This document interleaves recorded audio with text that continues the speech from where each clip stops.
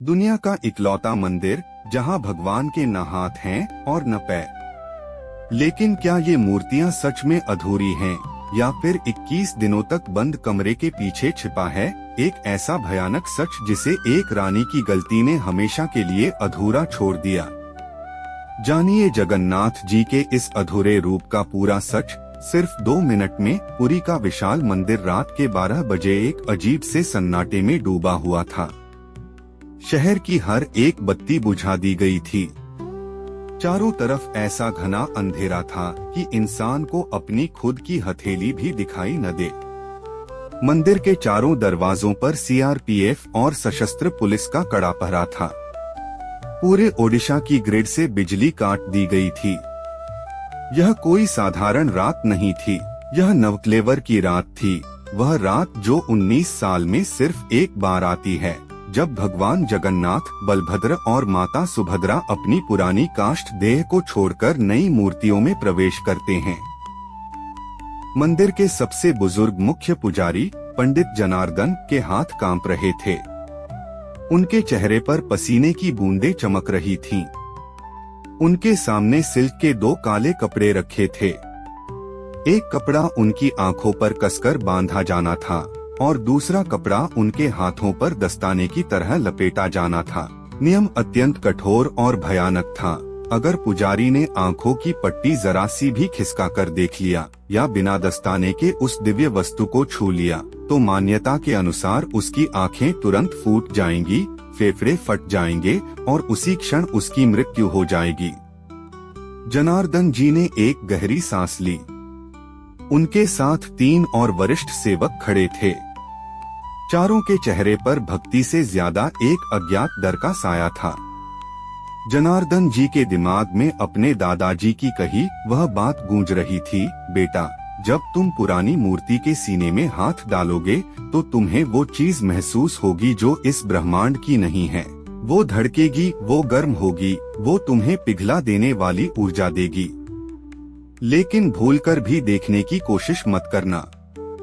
पट्टी कसकर बांध दी गई। चारों पुजारियों को टटोलते हुए गर्भगृह के भीतर ले जाया गया। गर्भगृह का भारी तांबे का दरवाजा पीछे से बंद कर दिया गया और उस पर विशाल ताला लगा दिया गया। अब उस बंद अंधेरे कमरे में सिर्फ 4 इंसान थे और उनके सामने थी भगवान जगन्नाथ की 19 साल पुरानी मूर्तियां। अंधेरे में सिर्फ पुजारियों की तेज होती सांसों की आवाज आ रही थी। जनार्दन जी ने कांपते हाथों से भगवान जगन्नाथ की पुरानी मूर्ति की पीठ की तरफ बने गुप्त द्वार के ताले को छुआ। लकड़ी सदियों पुरानी थी, लेकिन नीम की उस लकड़ी से आज भी ताजी तुलसी और चंदन की भीनी भीनी खुशबू आ रही थी। जैसे ही उन्होंने गुप्त दरवाजे की कुंडी खोली, गर्भगृह का तापमान अचानक बढ़ गया। हवा में एक अजीब सी झंझनाहट होने लगी, जैसे आसपास कोई अदृश्य बिजली का तार गुजर रहा हो। जनार्दन जी ने अपने ढके हुए हाथों को मूर्ति के सीने के भीतर बढ़ाया। उनका हाथ जैसे ही उस स्थान पर पहुंचा, उनकी उंगलियों ने कुछ ऐसा महसूस किया जिसने उनके रोंगटे खड़े कर दिए। वह एक जीवित हृदय की तरह धड़क रहा था। धक धक, धक धक। वह कोई पत्थर या धातु का टुकड़ा नहीं था। वह एक नरम, स्पंदन करता हुआ, अत्यधिक गर्म पदार्थ था। जनार्दन जी के हाथों के दस्ताने उस गर्मी से तपने लगे थे। उनका मन हुआ कि वे 1 सेकंड के लिए पट्टी हटाकर देख लें कि आखिर द्वापर युग का वह ब्रह्मा पदार्थ, श्री कृष्ण का वह अनश्वर हृदय दिखता कैसा है। क्या वह नीले रंग का है? क्या उससे रोशनी निकल रही है? उनके भीतर का इंसान और एक जिज्ञासु मन संघर्ष कर रहा था। उनका हाथ पट्टी की गांठ की तरफ जाने ही वाला था कि तभी पुरानी मूर्ति के भीतर से एक हल्की सी सरसराहट की आवाज आई, जैसे कोई फुसफुसा रहा हो। जनार्दन जी का हाथ ठिठक गया। उन्होंने अपनी उत्सुकता को दबाया और महाप्रभु का नाम लेकर उस धड़कते हुए ब्रह्मा पदार्थ को पुरानी मूर्ति के सीने से बाहर खींच लिया। जैसे ही वह पदार्थ बाहर आया, पूरे गर्भगृह में एक अजीब सा खिंचाव महसूस हुआ। ऐसा लगा जैसे कमरे की सारी ऑक्सीजन गायब हो गई हो। चारों पुजारियों के सर में एक साथ भयानक दर्द होने लगा। ब्रह्मा पदार्थ की ऊर्जा इतनी प्रचंड थी कि कपड़े के दस्ताने पहने होने के बावजूद जनार्दन जी की हथेलियां जलने जैसी महसूस हो रही थीं। बिना एक पल गवाए जनार्दन जी ने उस अत्यंत पवित्र ब्रह्मा पदार्थ को नई ताजी नीम की लकड़ी से बनी भगवान जगन्नाथ की नई मूर्ति के सीने के भीतर रख दिया और गुप्त द्वार को बंद करके सील कर दिया।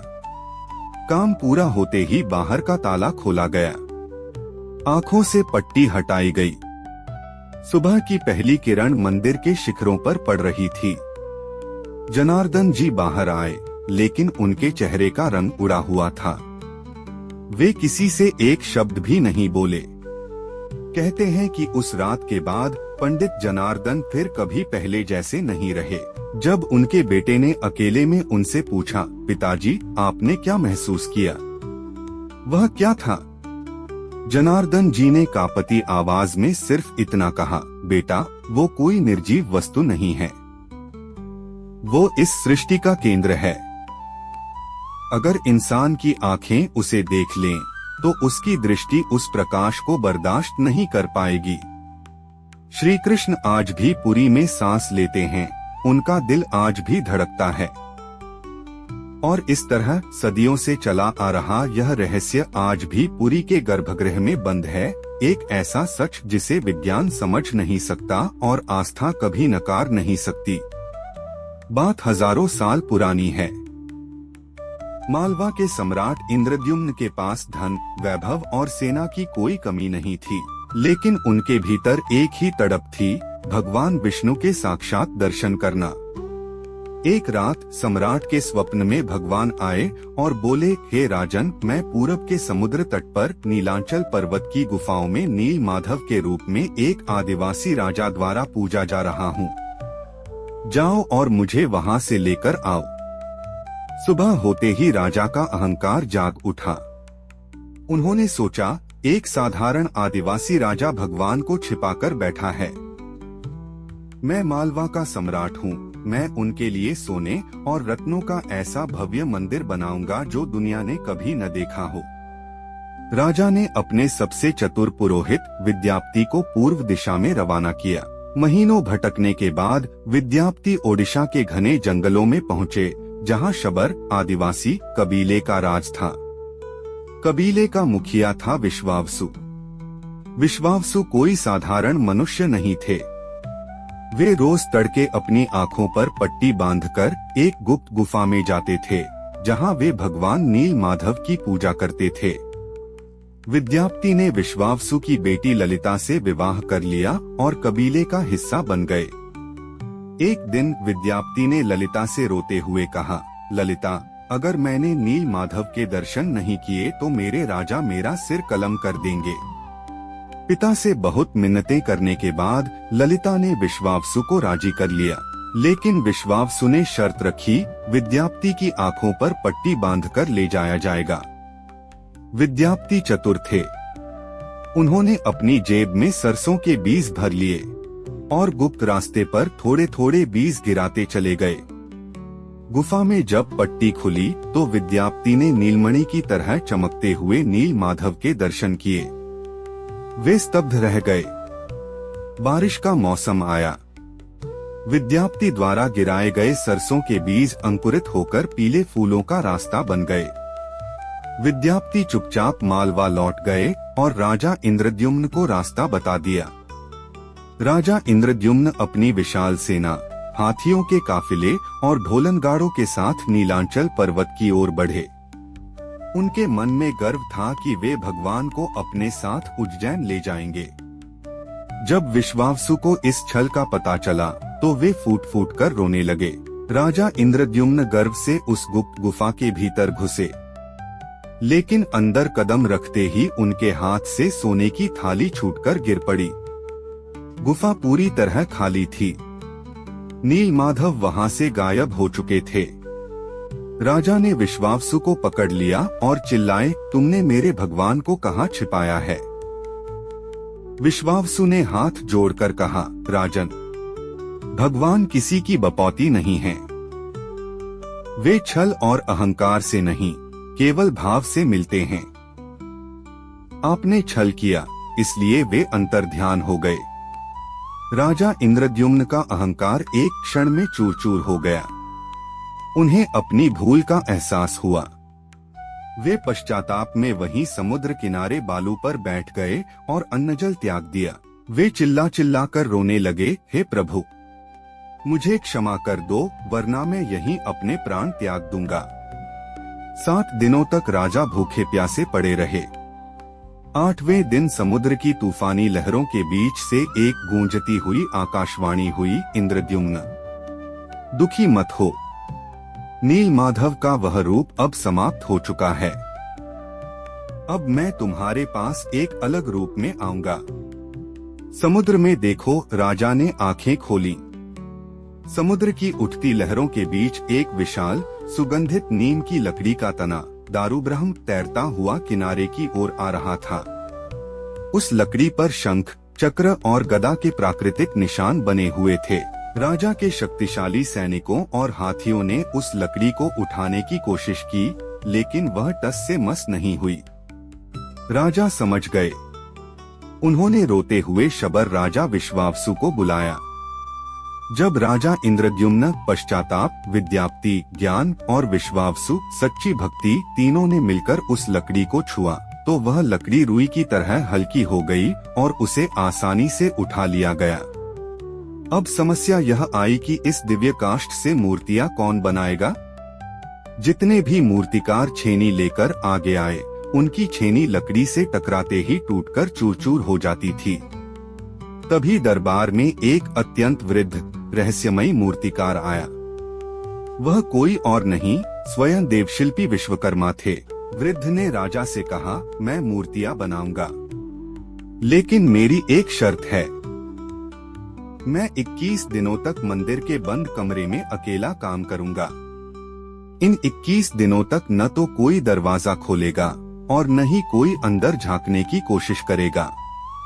अगर नियम टूटा तो मैं काम उसी समय अधूरा छोड़कर चला जाऊंगा। राजा ने शर्त मान ली। कमरा बंद कर दिया गया। 14 दिनों तक कमरे के अंदर से छेनी और हथौड़ी की टक-टक की आवाज आती रही, लेकिन 15वें दिन अचानक अंदर से आवाज आना पूरी तरह बंद हो गई। राजा की रानी गुंडिचा घबरा गईं। उन्होंने सोचा कि बूढ़ा मूर्तिकार भूख प्यास से मर तो नहीं गया। रानी ने राजा से हठ किया, महाराज, दरवाजा खोलिए वरना अनर्थ हो जाएगा। राजा ने रानी के हठ के आगे झुककर 15वें दिन कमरे का दरवाजा खोल दिया। दरवाजा खुलते ही सब सन्न रह गए। कमरा खाली था। वृद्ध मूर्तिकार गायब हो चुका था और जमीन पर रखी थीं 3 अधूरी मूर्तियां, भगवान जगन्नाथ, बलभद्र और सुभद्रा। मूर्तियों के न हाथ पूरे बने थे, न पैर थे और चेहरे पर बड़ी बड़ी गोल गोल आंखें उकेरी हुई थीं। राजा इंद्रद्युम्न अपनी छाती पीट पीट कर रोने लगे। मैंने फिर जल्दीबाजी की। मैंने फिर भगवान का रूप बिगाड़ दिया। तभी मंदिर के शिखर से अंतिम आकाशवाणी हुई, राजन, रो मत, यही मेरा वास्तविक स्वरूप है। इस कलयुग में मैं इसी हस्तपाद विहीन, बिना हाथ पैर के रूप में प्रकट होना चाहता था, ताकि पूरी दुनिया को यह संदेश मिल सके कि भगवान को रूप, आकार या सुंदर शरीर की आवश्यकता नहीं है। वे बिना हाथों के भी पूरे जगत को थाम सकते हैं और बिना पैरों के भी हर भक्त के पास पहुंच सकते हैं। राजा इंद्रद्युम्न ने सिर झुका लिया। विश्वावसु द्वारा पूजित उसी ब्रह्मा पदार्थ को भगवान जगन्नाथ के इस नए अद्भुत रूप के हृदय में स्थापित कर दिया गया। तभी से आज तक भगवान जगन्नाथ अपने उसी अधूरी दिखने वाली लेकिन पूर्ण प्रेम से भरी मूर्ति में पुरी के विशाल मंदिर में विराजमान हैं, जहां न कोई राजा बड़ा है, न कोई प्रजा छोटी।